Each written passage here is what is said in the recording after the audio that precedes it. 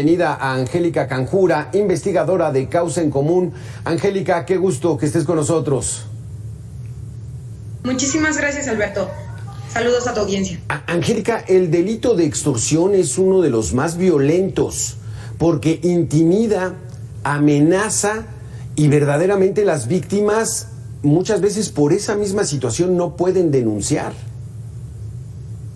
Exactamente, es un delito que trastoca no solamente la tranquilidad de las personas, en este caso que comentabas, de los comerciantes, lo cual también atraviesa a las condiciones económicas de las comunidades y al mismo tiempo también genera esta sensación de indefensión, de abandono por parte de las instituciones y de estar completamente abandonados ante una situación de esta naturaleza, ya que normalmente las víctimas no saben si lo correcto es denunciar, claro, si deben quedarse callados, y al mismo tiempo esta dinámica es la que sigue alimentando que exista la extorsión, claro, que además es un delito que termina por ser uno de los que tienen la cifra negra más alta, porque también hay una gran desconfianza hacia las autoridades. Entonces, es uno de los delitos que más afectan en general todas las esferas de una comunidad. Sí, Angélica, porque además es un delito que no se comete una vez, sino te amenazan, te amedrentan, y entonces periódicamente tienes tú que estar ahí colaborando con los criminales. Y entonces esto se vuelve un terror para todos los comerciantes y la gente que se dedica a ganarse la vida de manera decente. Exactamente, porque además da esa sensación que uno es parte de ese mismo problema, porque al ceder ante la primera extorsión es muy probable que se continúe este tema, que se convierte ya en una renta, en un cobro de derecho de piso, y que además la víctima mantiene todo esto dentro de su círculo familiar o de su área de trabajo, lo cual también lo aísla de que exista una solución comunitaria ante esta situación. Exactamente. ¿Quiénes extorsionan a los comerciantes? ¿Quiénes son estas bandas? Aquí el problema que tenemos más identificado y que es más grave es la impunidad, la falta de investigación. En ese sentido, cualquiera puede extorsionar. No es que últimamente hemos estado teniendo estas noticias sobre grupos delictivos específicamente, como lo que ocurrió en Irapuato, en Celaya, en Michoacán y en Guerrero, donde la extorsión está asociada a grupos delictivos como muy organizados como parte del cártel de Jalisco Nueva Generación, o bien, sobre todo del cártel de Jalisco Nueva Generación. Sin embargo, ante esta impunidad y ante esta situación, cualquiera puede extorsionar e incluso cualquiera se puede identificar como miembro de un cártel y cometer este delito en total impunidad. Tuvimos casos como el asesinato del comerciante del tianguis Benito Juárez en Celaya, que provocó el cierre de casi todos los puestos por algunos días, que es un tianguis que tiene más de 60 años, con 400 comerciantes, recientemente el 24 de junio. Previo a eso también tuvimos la notificación de la extorsión que sufrían comerciantes de pollo y carne en Valle de Bravo, Estado de México, y también este tipo de extorsiones muy ligadas a ciertos productos dentro de la canasta básica, como limón, pollo, huevo, carnes, tiendas de abarrotes, y que también están asociados a hechos delictivos y hechos violentos muy identificados, como te comentaba, el asesinato de este líder comerciante, el asesinato del dueño de una carnicería en Pinotepa, en Oaxaca, también el asesinato de 5 trabajadores del un rastro municipal en Michoacán en enero. Y esto genera este ambiente no solamente de impunidad, sino de indefensión, por la cual cualquier persona o cualquier grupo, aunque sea de menor o que esté muy localizado, perfectamente puede llegar a identificarse como miembro de un cártel de estos que sabemos que tienen control sobre ciertas zonas del territorio nacional, y que basta con llegar y decir: somos del cártel Jalisco Nueva Generación y venimos por la renta, y a partir de este momento cada semana vamos a venir a recoger cierta cantidad de dinero. Sin embargo, ante esta falta de denuncias y también falta de investigación, falta de inteligencia por parte de las corporaciones policiales, tanto estatales como de carácter local, es por ello que no tenemos claridad sobre quiénes son los que están cometiendo este delito. Sí, porque si llegan algunos tipos y dicen: somos de tal cártel, somos de tal organización, pues vaya a saber uno si hablan con la verdad o no. Y entonces uno se vuelve víctima de esta gente, y como dices, cualquiera lo puede hacer, incluso desde la cárcel se extorsiona. Están los reos con sus teléfonos celulares robados, con líneas, quién sabe de dónde las consiguen, y desde ahí empieza la extorsión a distancia, Angélica.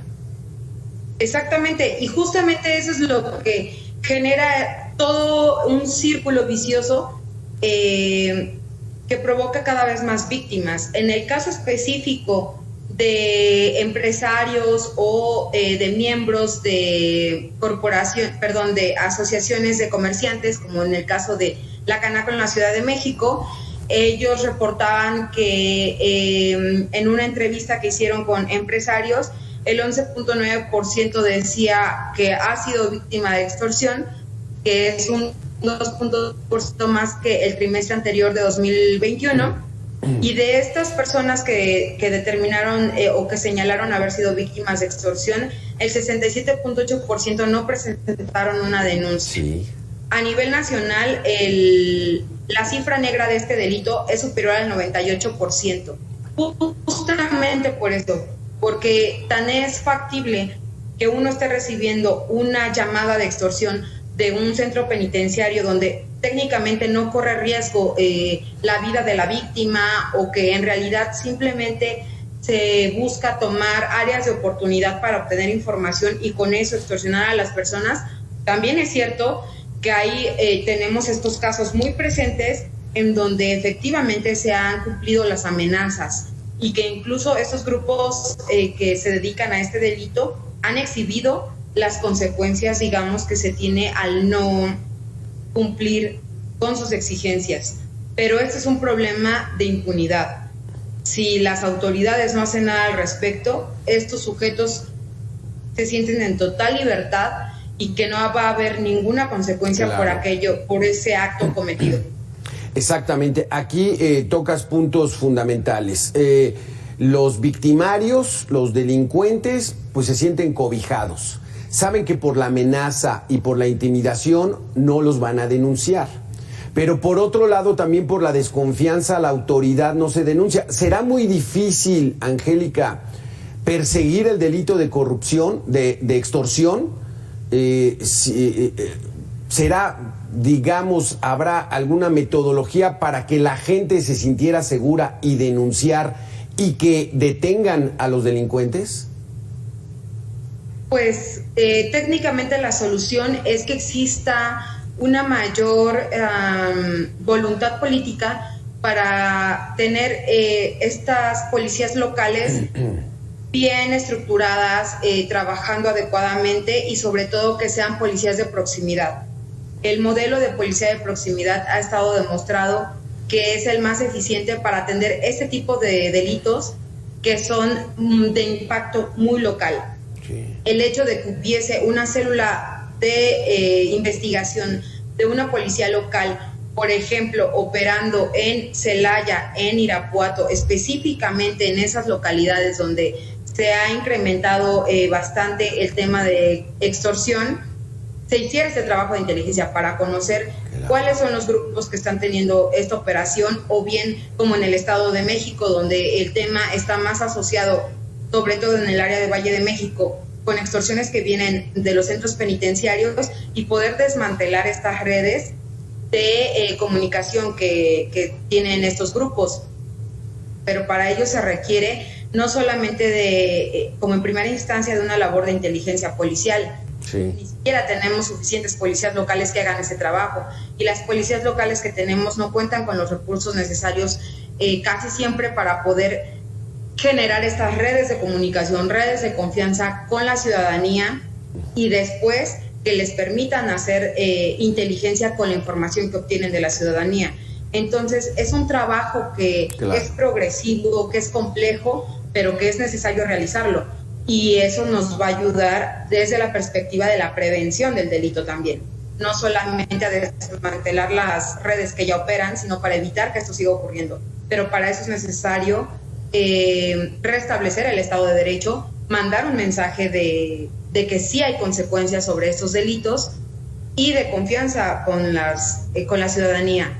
Pero bueno, ese es un trabajo que requiere mucha voluntad política, exacto, mucho esfuerzo y recursos.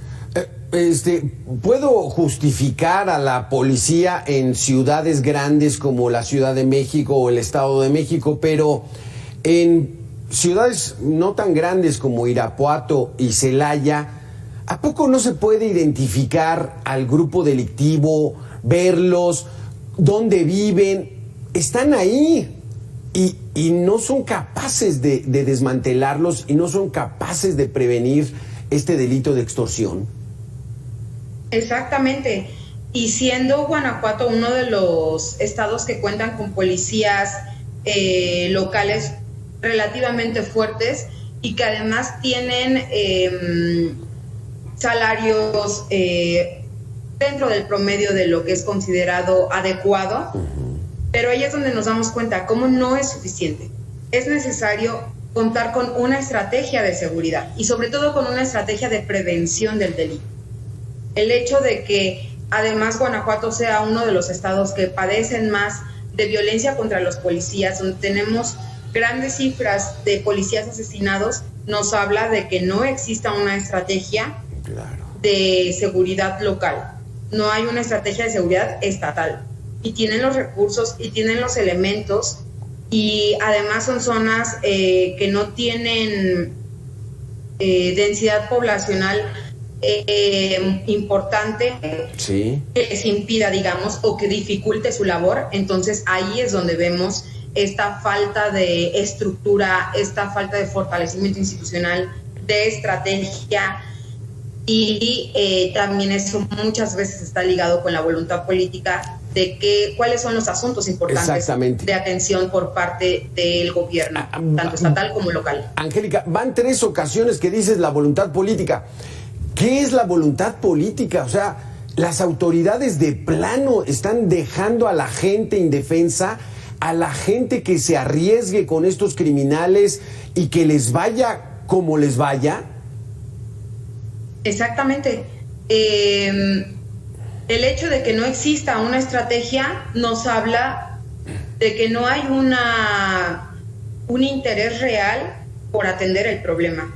Pareciera que estos gobiernos locales están renunciando a la responsabilidad constitucional que se les ha conferido de atender la seguridad de su ciudadanía, y simplemente se suman a la política de seguridad federal, en donde hay patrullajes disuasivos meramente por parte de la Guardia Nacional, y que en conjunto con las fuerzas estatales y locales hacen este tipo de patrullajes. Pero como bien se señalaba en la cápsula que acabamos de ver, esto solamente sirve de disuasión por un momento. Claro. Cuando ocurren este tipo de eventos, como lo que ocurrió en Irapuato, y que existe presencia de la policía, se disuade por un tiempo la presencia de estos grupos delictivos, pero al no haber una estrategia, entonces simplemente el operativo cambia de lugar, cambia a otra localidad, y entonces la delincuencia vuelve a operar allí. Estamos hablando de un juego de el gato y el ratón, en donde se aparece la Guardia Nacional, se aparece la fuerza pública, y la delincuencia organizada se mueve a otra localidad. Claro. Y así se van evitando uno al otro, y la ciudadanía se encuentra en el centro de ese juego. Mientras que no exista un reconocimiento de la responsabilidad por cada localidad, y este principio de subsidiariedad, donde a ellos les corresponde solucionar lo que es más local, nos seguiremos encontrando con ese tipo de situaciones.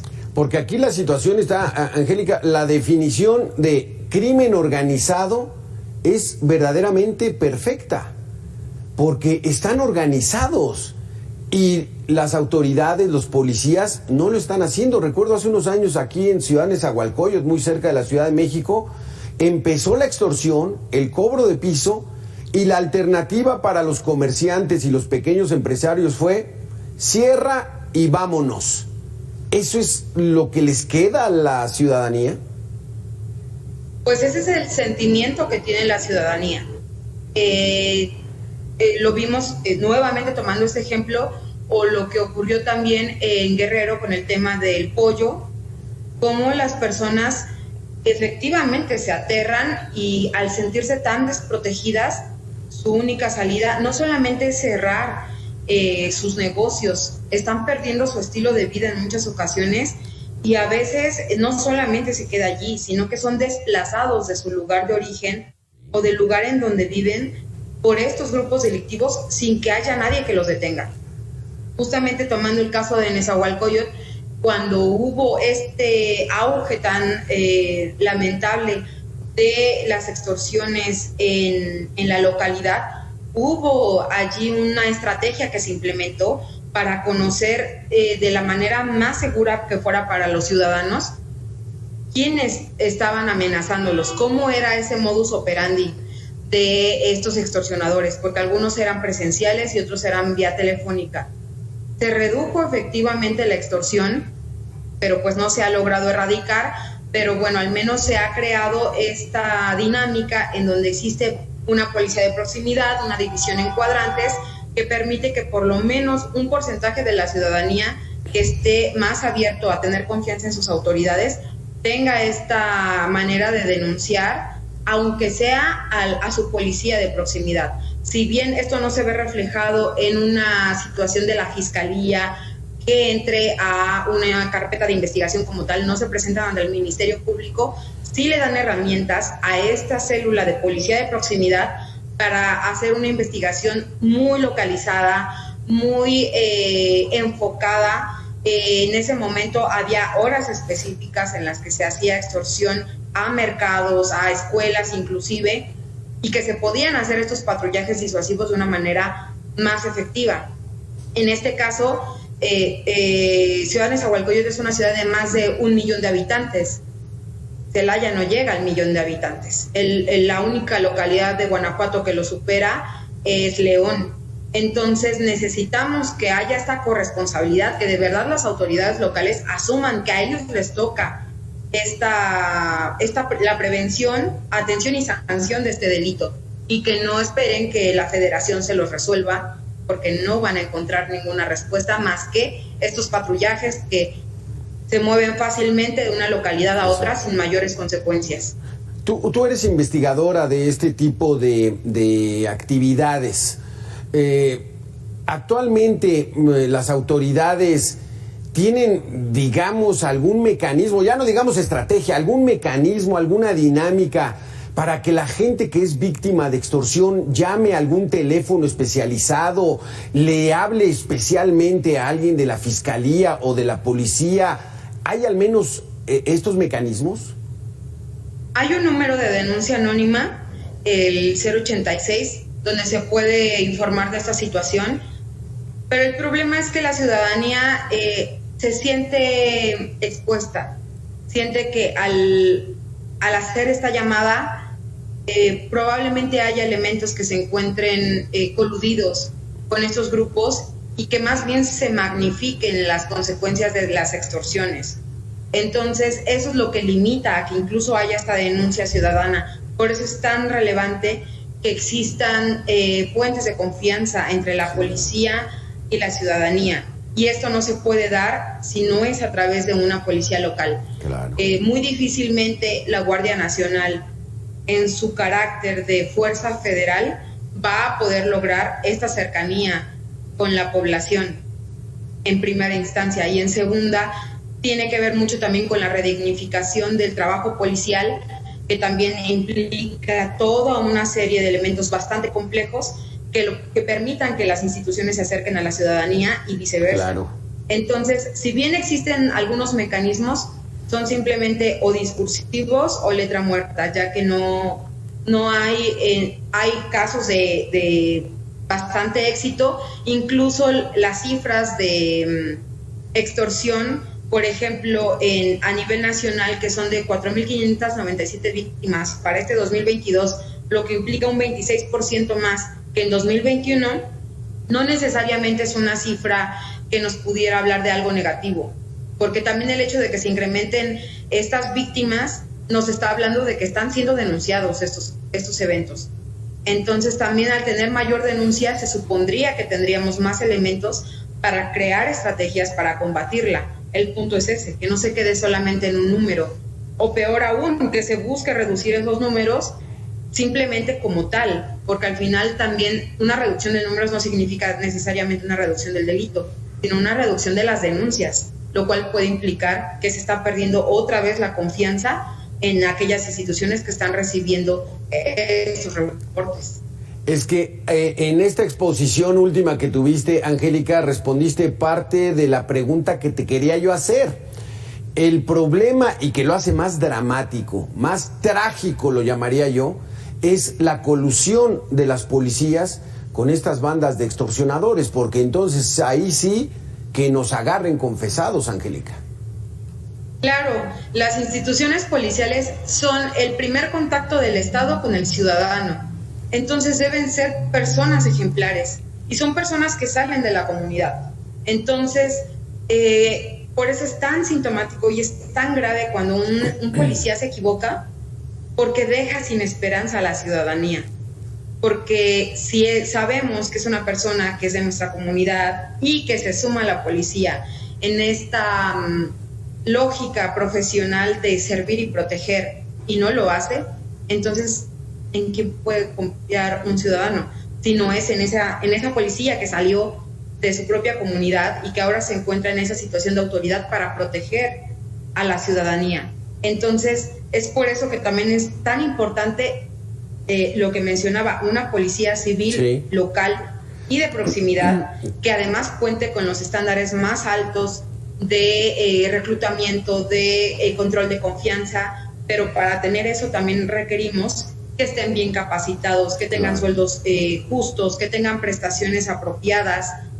Es completamente redefinir lo que es un policía local y responder a esa, como sociedad, responder a esa autoridad y como Estado, responder institucionalmente para proteger también esos elementos, para que hagan lo que llegaron a hacer, servir y proteger.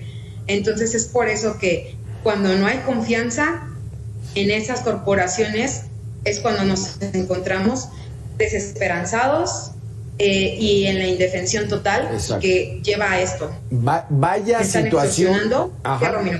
Vaya situación en la que se encuentra nuestro Estado de Derecho actualmente, donde tal pareciera que una persona que está teniendo desarrollo empresarial, personal, está entrando en un sitio donde se vuelve víctima y entonces ya está mejor que no nos vaya bien en el negocio.